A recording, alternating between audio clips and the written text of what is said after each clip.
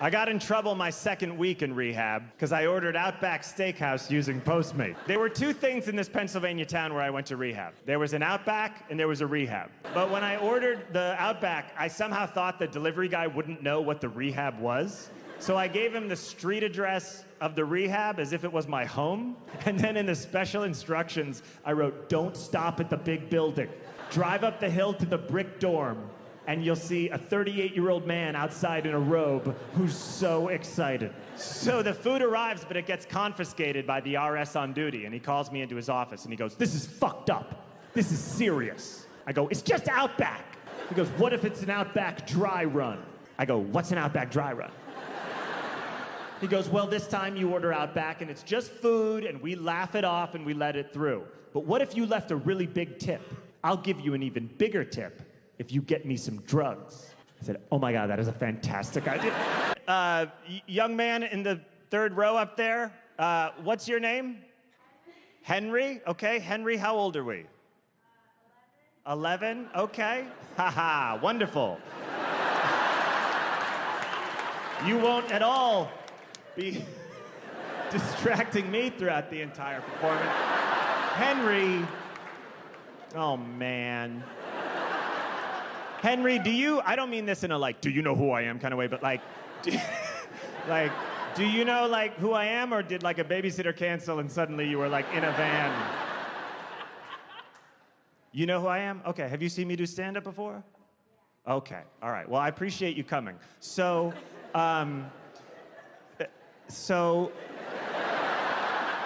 the things that I talk about tonight that I did recently. I've never seen a ghost, by the way. I asked my mom if she'd ever seen a ghost. So I was home for Christmas, and we were just eating Triscuits in silence, and I was staring at the floor, and I was like, well, here goes nothing. You ever seen a ghost? And my mom said, yes.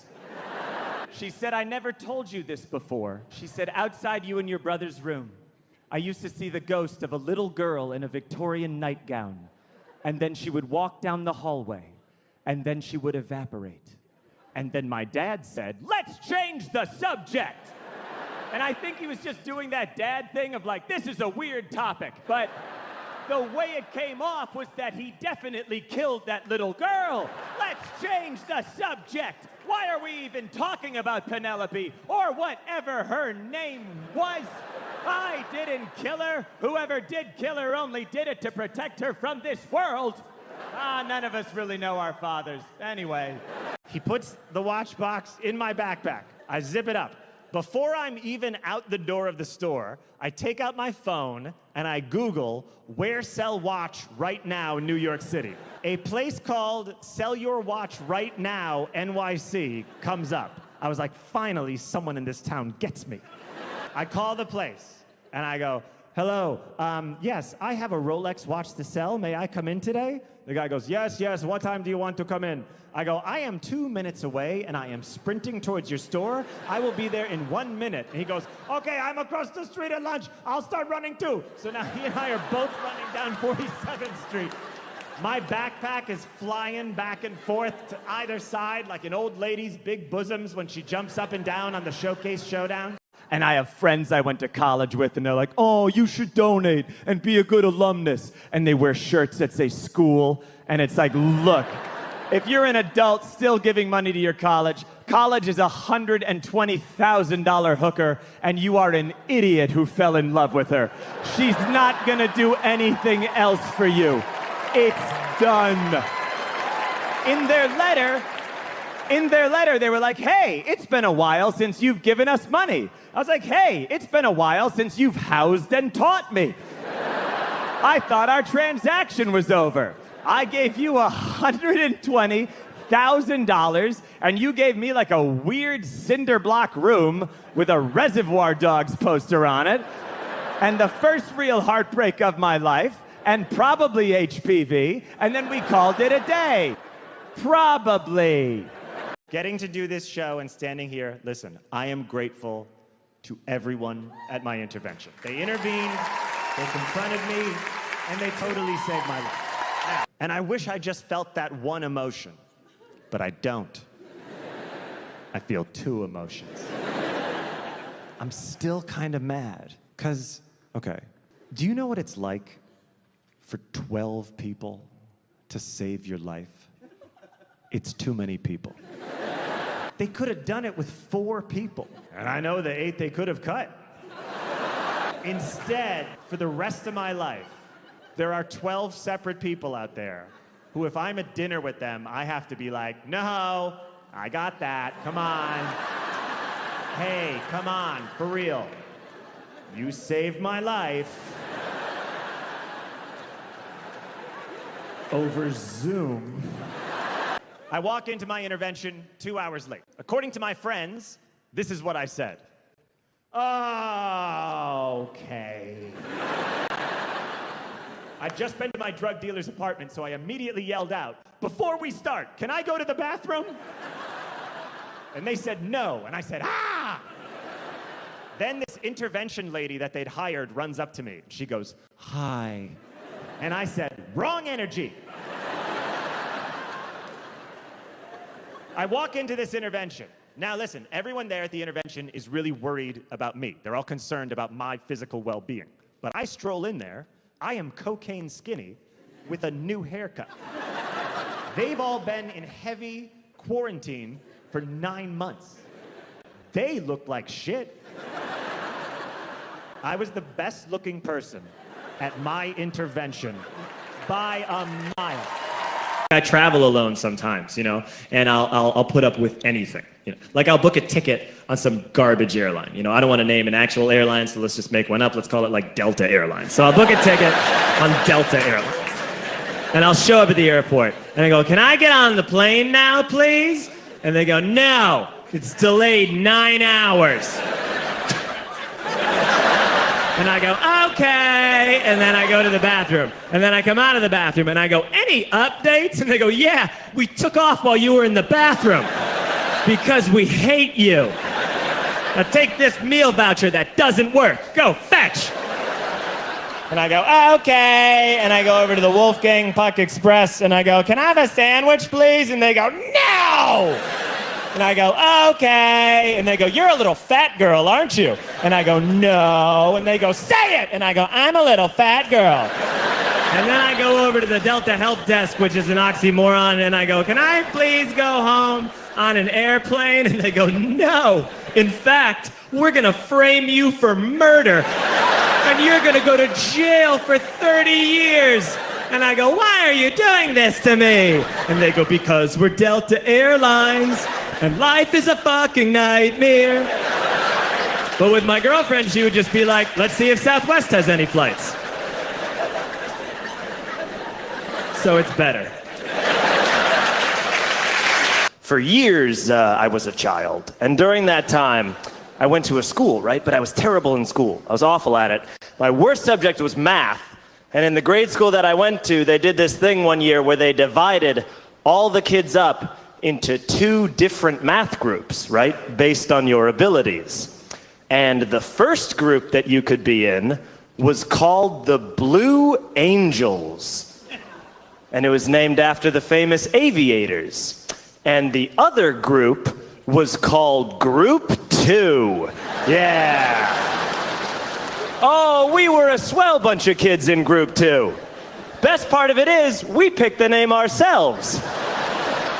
The teacher was like, what are we going to call you, Group 2? And we were like, bingo, you got it right there. 4 and 5 is 12.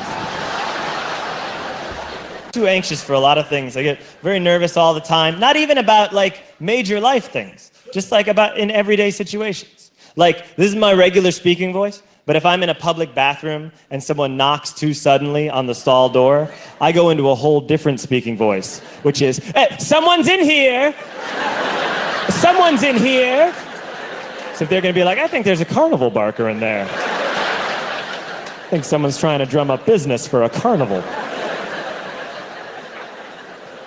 I decided to do something about all this anxiety recently. I decided I was going to try and get a Xanax prescription. I don't know if anyone here has ever tried Xanax, but it's fantastic. Very muted claps for Xanax. You don't really get woos. It's more like, yeah.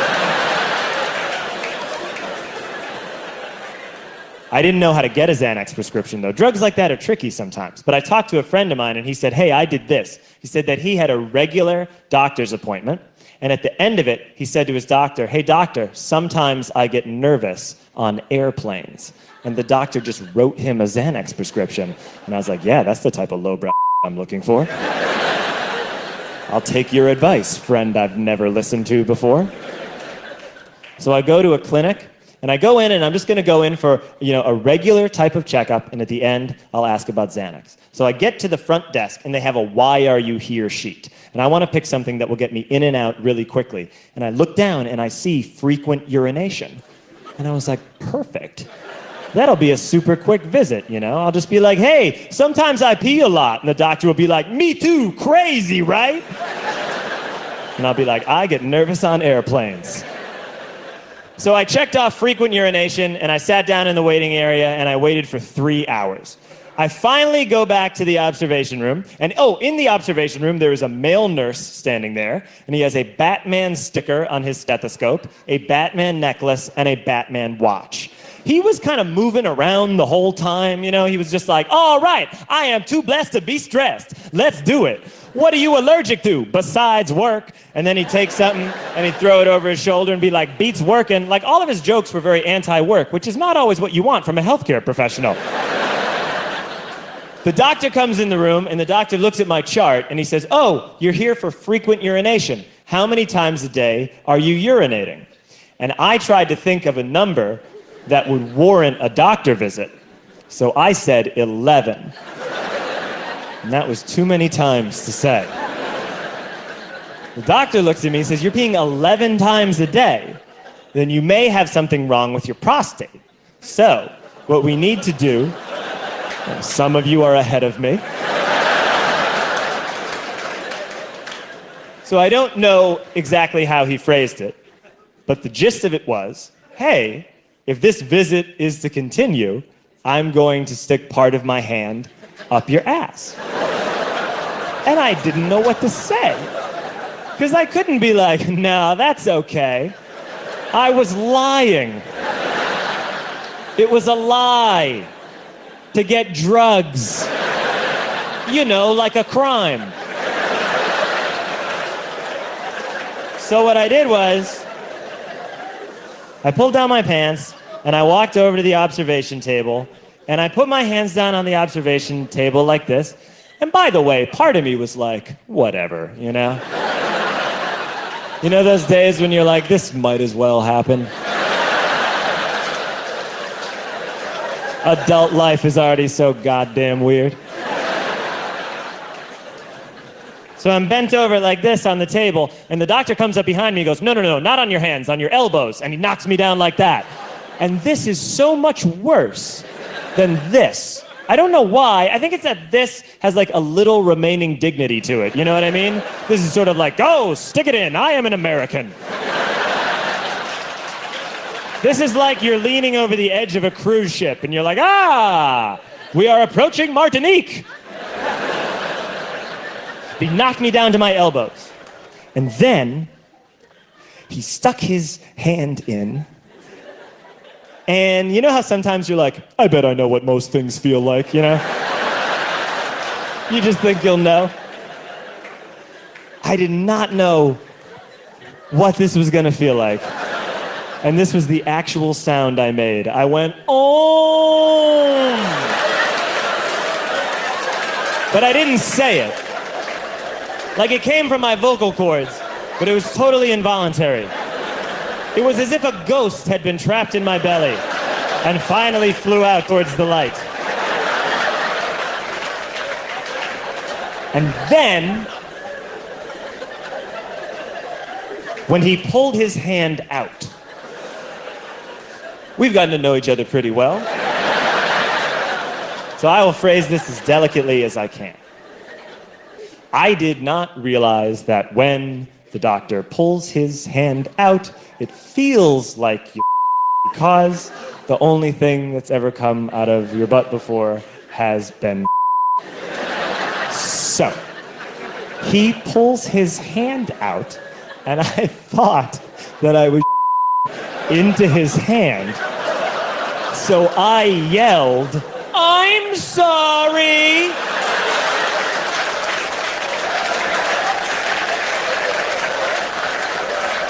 This is a very routine procedure, by the way, for most doctors. And so far he's had to deal with, "Oh, and I'm sorry."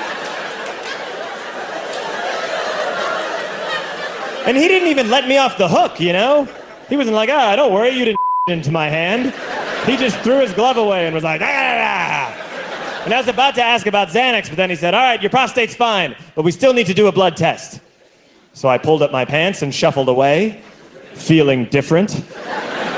And he yells out into the hall, he goes, "Hey, we're doing a blood test, get in here." And Batman dances back in, and he's like, "All right, we're gonna do a blood test. You look different, let's do it." The doctor left the room, so I'm alone with Batman. I just need this blood test to be over, okay? But first I had to tell Batman something. I said, "Batman, look, I'm one of those people who, when you take blood from me, sometimes I can faint.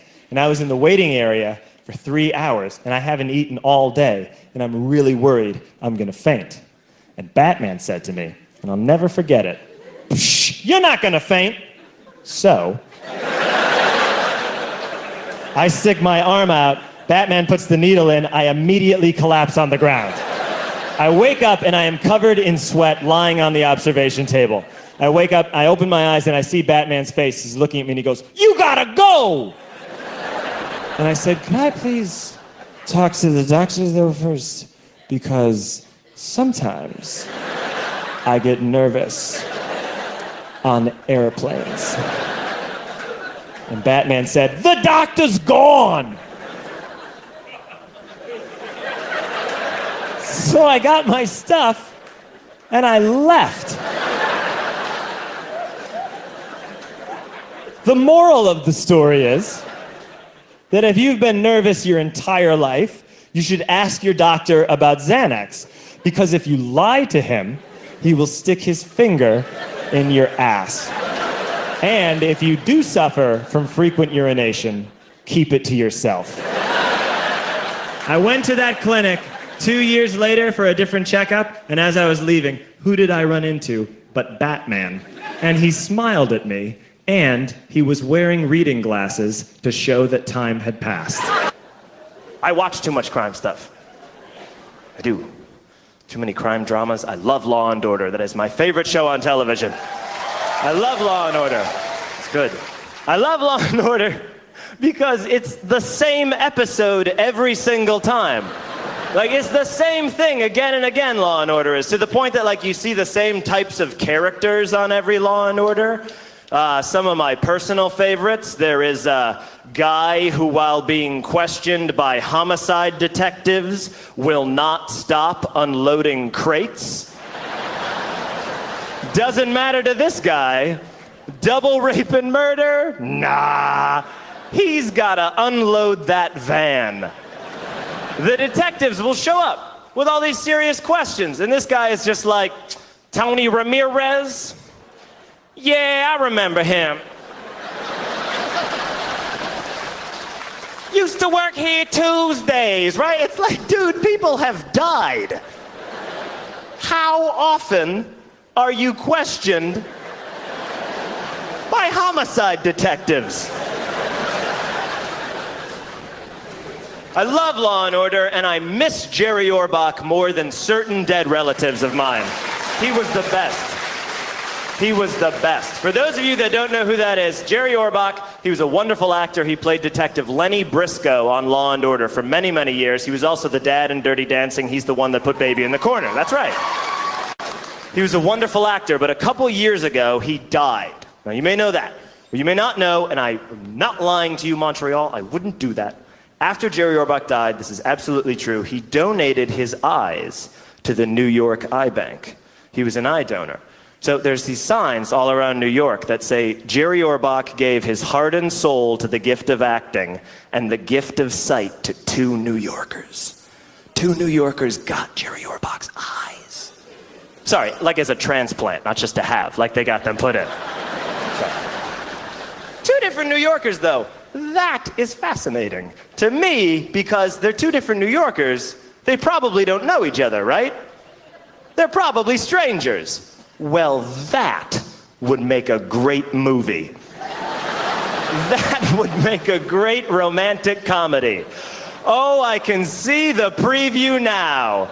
They're just like, he's an average guy who only likes sports. Dude, you sold your grandmother's wedding ring? What? It was for season tickets. She's a busy businesswoman who only likes business. Ma'am, could you turn off that Bluetooth? We're at a baptism.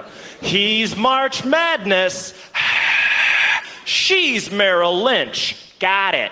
But they have one thing in common. They both have Jerry Orbach's eyeballs shoved into their face.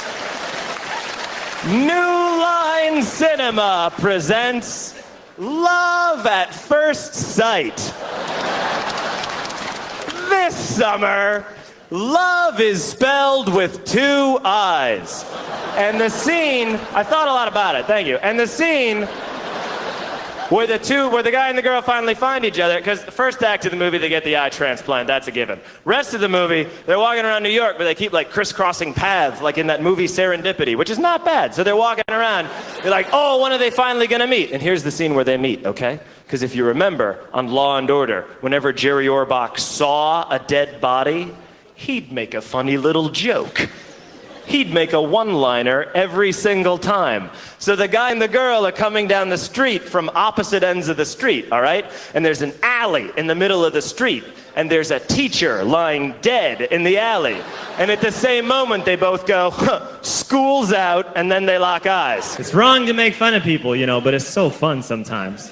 I've written for some TV shows, and you know, on a major TV show, you have to be careful about what you say about people, because a lot of people can get offended, or so it has been explained to me.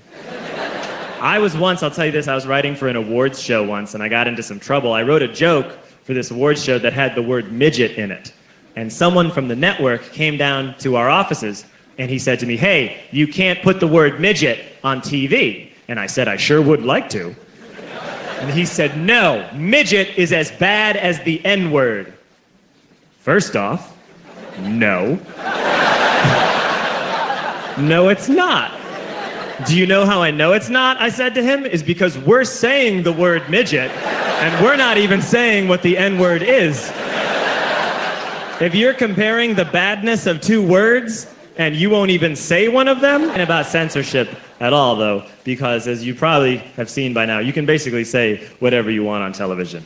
It's ridiculous. You can say anything you want. And if you don't believe me, you should watch a little program called Law and Order Special Victims Unit.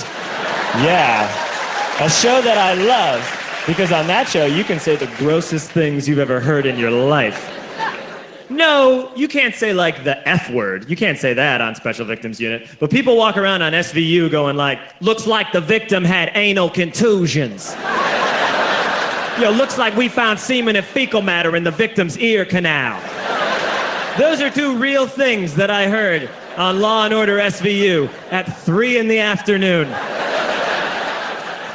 Both spoken by Ice-T. Ice-T is a detective with the Special Victims Unit. He handles New York's most sensitive cases.